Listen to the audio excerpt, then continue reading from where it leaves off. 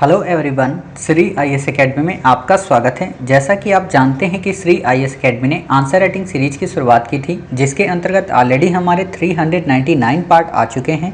ये हमारा पार्ट 400 है। अपने इस पार्ट में हम देखेंगे कि आपके द्वारा हमारे टेलीग्राम चैनल पर किस प्रकार का प्रश्न लिखकर भेजा गया, उसे आपने किस तरीके से लिखा और वास्तव में आपको उसमें किन किन बिंदुओं को ऐड करने की आवश्यकता है।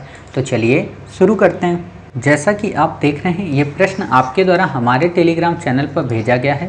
तो सबसे पहले हम आपके इस प्रश्न को पढ़ेंगे, आपके उत्तर को देखेंगे और देखेंगे कि इसमें आपको किन किन बिंदुओं को ऐड करने की आवश्यकता है।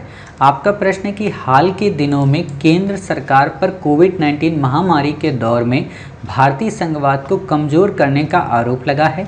संघवाद और सहकारी संघवाद से आप क्या समझते हैं? कोविड-19 के दौर में सहकारी संघवाद पर प्रमुख संकट को परिलक्षित करने वाले बिंदुओं पर प्रकाश डालें। आपने लिखा है, भारत एक संघीय देश है जहां आज़ादी के बाद से संघीय ढांचा अर्थात संघवाद को कई स्तरों पर प्रभावित करने की कोशिश की गई, लेकिन भारतीय संविधान आज भी उसी रूप में बना हुआ है, लड़की थोड़ा ना है।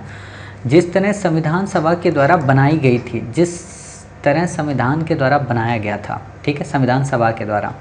परंतु कोविड भारतीय महामारी के दौर में कई विश्लेषकों द्वारा भारतीय संघवाद को पुनः होने का आरोप लगाया जा रहा है।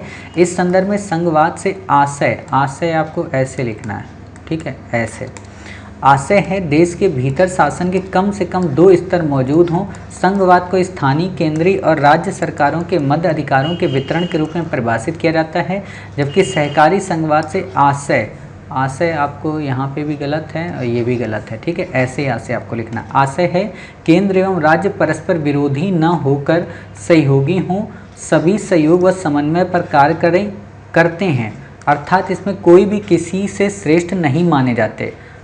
फिर आपने बताया केंद्र, राज्य, संघवाद, प्रशासनिक, वित्तीय व विधायी शक्तियों का विभाजन, सहकारी संघवाद, वृहद स्तर पर लोक हित में एक दूसरे का सहयोग। इस डायग्राम को आप थोड़ा ऊपर और लाइए, क्योंकि नीचे फिर ये छिप जाएगा, ठीक है।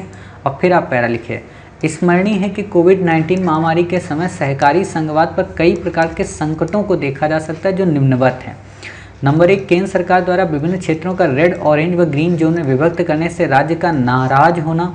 आपदा प्रबंधन अधिनियम 2005 की धारा के तहत राष्ट्रीय योजना बनाने की परिकल्पना और साथ ही इसमें राज्य की अनुमति को अनिवार्य बनाना।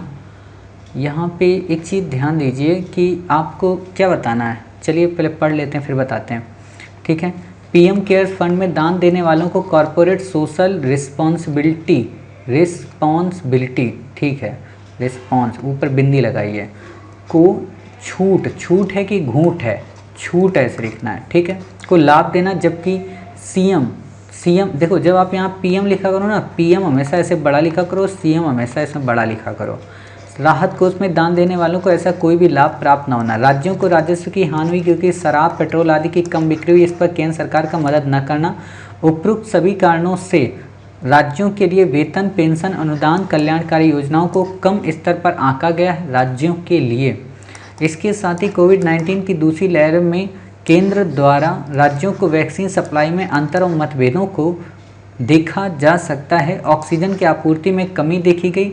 इतना ही नहीं, शायद यही होगा, इतना ही नहीं, जब राज्यों में कोविड के मरीजों की संख्या अनियंत्रित हो गई तो राज्य द्वारा सहयोग मांगने पर केंद्र ने उसे स्वयं व्यवस्था करने की बात कही। इस प्रकार हम कह सकते हैं कि ये सभी व्यवहार केंद्र सरकार के सहकारी संघवाद के विरोधी हैं, चूँकि भारत एक संघात्मक देश है जिसमें अब देखो ये बात रिपीट हो रही है, जो आपने शुरू में बताया ना, इसीलिए कहा जाता है कि कुछ शब्दों को बचा कर रखिए लास्ट के लिए, जिसमें केंद्र को राज्य के ऊपर आने वाले किसी भी संकट से निपटने में मदद करना प्रथम कर्तव्य होता है। इस संदर्भ में कोविड-19 के दौरान केंद्र को राज्यों का पूरी तरह से निपटने में सहयोग करना चाहिए, जिससे कि सहकारी संघवाद की अवधारणा को बल मिले। अब देखो यहाँ पे ये चीज़ तो पास्ट हो गई ना, सेकेंड में, यानी कि सेकेंड वेव तो ख़त्म हो गई, ठीक है। अब प्रेजेंट में या फ्यूचर में कौन सी वेव आएगी? Third wave. तो आपका निष्कर्ष जो हो ना, वो थर्ड वेव वाला हो कि दूसरी वेव में भले ही केंद्र सरकार ने सहयोगात्मक रवैया न अपनाकर अलगाव का रवैया अपनाया, किंतु तीसरी वेव आने से पहले केंद्र और राज्यों को आपसी मतभेद बुलाकर थर्ड वेव से निपटने के लिए क्रियाविधि या क्रियान्वयन करना चाहिए, ताकि सहकारी संघवाद की प्रासंगिकता को न्यायचित्ता प्रदान की जा सके और संविधान रूपी सभा को प्रासंगिकता दी जा सके। अब ऐसे क्या होगा, दो फायदे। एक तो फायदा ये कि आपने यहाँ पे एक वर्ड यूज किया था संविधान सभा, इसको लास्ट में आपने जाकर जोड़ दिया, तो ये एक दूसरे से लिंक हो गए, एक दूसरे से इनकी चैन बन गई, है ना। तो ऐसा आप कर सकती हैं। दूसरा चीज़ क्या है, यहाँ पे आपने ये तो बता दिया शुरू में संघीय ढांचा, फिर बाद में आपने वहाँ पे भी बताया, तो आप इस चीज़ को ऐसा ना बताएं, इस पूरे के पूरे पैरा को लास्ट में ही ले जाएं, ठीक है। लास्ट के लिए यहाँ पे आप क्या करें, यहाँ शुरुआत ही करें कि कोविड-19 महामारी के दौरान, या आप ऐसे कर सकते हैं कि कोविड-19 की महामारी ने एक बार फिर से संघवाद और सहकारी संघवाद पर विमर्श करने की शुरुआत कर दी है। कुछ राजनीतिक विश्लेषकों का मानना है कि कोविड-19 के दौरान केंद्र के रवैये से सहकारी संघवाद का कॉन्सेप्ट फिर से डाइल्यूट हुआ है, जिसके पीछे वो निम्न तर्क देते हैं। अब आप बता दो, जब निम्न तर्क देते हैं, अब यहाँ पे ध्यान देना, जब आप निम्न तर्क की बात करेंगे ना, उसके पहले आप ये चीज़ें बता देंगे कि संघवाद से क्या आशय है, सहकारी संघवाद से क्या आशय है, ठीक है। या आप यहाँ से इसको स्किप करके संघवाद की परिभाषा को लास्ट के लिए रख दें, ठीक है। मतलब कई तरीके होते हैं, लेकिन अगर आप चाहें तो कोविड-19 के साथ साथ संघवाद और सहकारी संघवाद की परिभाषा बताते हुए फिर आप बता दें कि उनके द्वारा कौन कौन से तर्क दिए जाते हैं। अब जब आप तर्क बताएंगे, ठीक, कि तर्क कौन कौन से हैं, तो यहाँ पे आपने जानती हैं क्या कर दिया, यहाँ पे आपने ये वाली लाइन, ये सुझाव की है, समझना, ये सुझाव की है, ये कारण की नहीं है। आपदा प्रबंधन अधिनियम 2005 की धारा 1 के तहत राष्ट्रीय योजना बनाने की परिकल्पना की गई थी, साथ ही इसमें राज्य की अनुमति को अनिवार्य बनाया गया था। या तो अब इसके आगे कुछ लिखो, किंतु केंद्र ने राज्य की अनुमति को अनिवार्य नहीं समझा, एक तो ये लाइन हो सकती है, समझ रहे। तो या तो इसे आप सजेशन में डालो, कारण में मत डालो, और कारण में भी डालो तो ऐसे डालो कि आपदा प्रबंधन अधिनियम 2005 की धारा के तहत राष्ट्रीय योजना बनाने की परिकल्पना में केंद्र द्वारा राज्यों के सहयोग न लेने की बात, ऐसे एग्जामिनर समझ जाएगा। और फिर इसे ही आप सुझाव में डाल दो, समाधान में, कि केंद्र अब क्या करना चाहिए थर्ड वेव में। और आपने ये बता तो दिया कि ये कारण हैं, ठीक है, ये भी बता दिया कि मतभेद हैं, लेकिन आपने यहाँ पे क्या बताया है कि इन मतभेदों को कैसे दूर करना है, समझ रही। तो इन मतभेदों को दूर करने के उपाय भी बताइए। काफ़ी सिंपल क्वेश्चन है।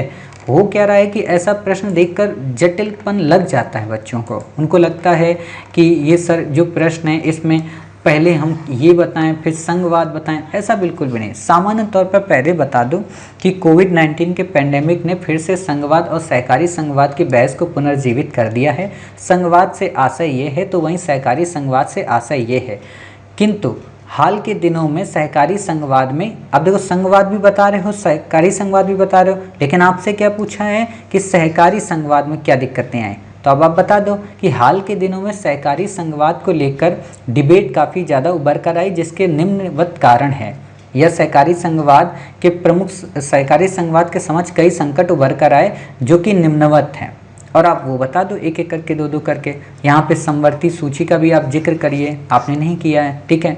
आप यहाँ पे इस बात का भी जिक्र करिए कि आपदा प्रबंधन अधिनियम के तहत राज्यों को ये राइट होता है कि किस क्षेत्र को वो कैसे संचालित करें, ठीक है, लेकिन केंद्र ने अपने अधिकार में ले लिया। तो ऐसे आप बताएंगे तो आपके उत्तर में भाषा शैली काफ़ी अच्छी हो जाएगी। और निष्कर्ष में ये सब डाल दो कि उपयुक्त उपायों को दूर करने से न केवल भारतीय संघीय ढांचे की प्रासंगिकता बनी रहेगी, बल्कि भारतीय संविधान निर्माताओं के द्वारा या संविधान सभा के द्वारा जिस सहकारी संघवाद या संघवाद को प्रासंगिक बनाया गया था, उसे भी नए भारत में हम नए संसद भवन के साथ प्रासंगिकता प्रदान कर पाएंगे, ठीक है। और सरकार को ये ध्यान रखना चाहिए कि अब अगली जो थर्ड वेव है उसमें केंद्र सरकार राज्यों के साथ मिलकर सभी आपसी मतभेदों को भुलाकर समन्वय व सहयोग पर कार्य करें, ताकि राज्यों को केंद्रों के प्रति किसी भी प्रकार का पूर्वाग्रह न लगे और राज्य केंद्र के साथ सकारात्मक रवैये से अपनाकर